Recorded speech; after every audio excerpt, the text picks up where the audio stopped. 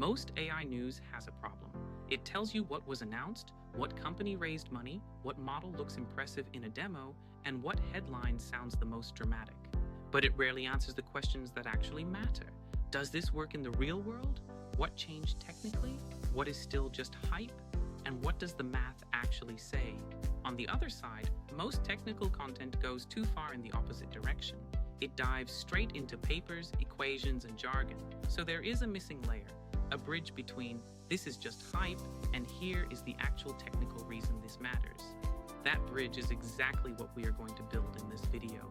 Today, we are talking about embodied AI.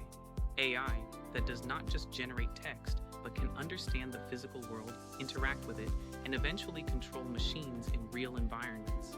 And more importantly, we are going to talk about why 2026 may become the inflection year for this entire field. Not because of one magical robot demo, but because multiple pieces are starting to come together at the same time. So in this video, I want to separate the signal from the noise. We will look at what embodied AI actually means, why it is different from the AI tools most people use today, and what is technically changing behind the scenes. The next phase of AI may not be about typing better prompts, but about machines that can perceive, reason, and act in the physical world. Let's get into it.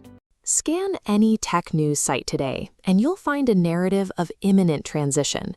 Every headline suggests that AI-powered robots are ready to step out of the lab and into every human job immediately.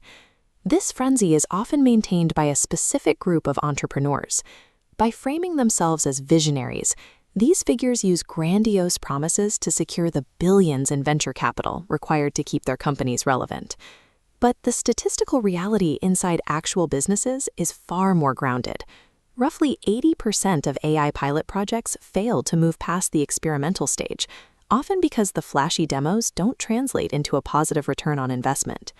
Finding the truth requires looking past the PR and to the actual math, specifically frameworks like vision language action models. This logic trains robots in simulation before physical testing. But the dense information, filled with complex loss functions, makes it difficult to extract what these models can actually do. This creates a gap. The public is trapped between exaggerated marketing and unreadable equations, requiring a bridge to understand where the technology stands today. The development defining 2026 is a field called embodied AI. Unlike a chatbot that only processes text, an embodied system lives inside a physical body. It has to ingest raw sensor data from cameras and force sensors, forcing the algorithm to deal with the world as it is, not just as a sequence of words. Historically, humanoid robots were slow and stiff. Machines like Honda's Asimo were engineering marvels, but they were computationally limited, following rigid, hand-coded paths that couldn't handle unexpected changes.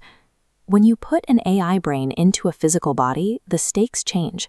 The software can no longer just output text. It must constantly negotiate with the unforgiving physics of gravity, friction, and mechanical fatigue. To see how this looks in practice, we can look at a platform like the Boston Dynamics Atlas. It serves as a testbed for a new way of handling motion. The old standard for this kind of work was position control. These arms are bolted to the floor in factory cells, executing the same millimeter-precise strikes over and over in a perfectly predictable environment.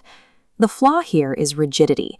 If a human moves a box or an object isn't exactly where the code expects it to be, a position control robot will either freeze or crash into the obstacle. The modern solution is torque control, or compliance. This allows the robot to feel external forces and yield to them. If you push against it, the robot gives way rather than fighting, acting more like a human muscle than a rigid piston. Large behavior models serve as the brain for this movement. They allow the robot to adjust its entire posture mid-task, adapting its balance and grip the moment it detects an unexpected change in the environment. The titanium limbs are an impressive achievement, but the primary development of 2026 is the ability for the AI brain to dynamically negotiate with the physical world in real time. This adaptability is being driven by a mathematical principle known as neural scaling laws. This principle shows that feeding a neural network more high-quality physical data predictably decreases the error rate of the model. By training on millions of varied physical demonstrations, rather than relying on brittle, hand-coded programming, the robot learns to handle edge cases through sheer volume. Because these relationships scale with such regularity, achieving higher levels of physical autonomy is increasingly a matter of allocating more data and compute resources to the training process. In 2026, we are seeing the point where these mathematical laws and high-performance actuators have reached a level of commercial viability. 10-minute PR clips have been superseded by 20-hour shifts in actual production.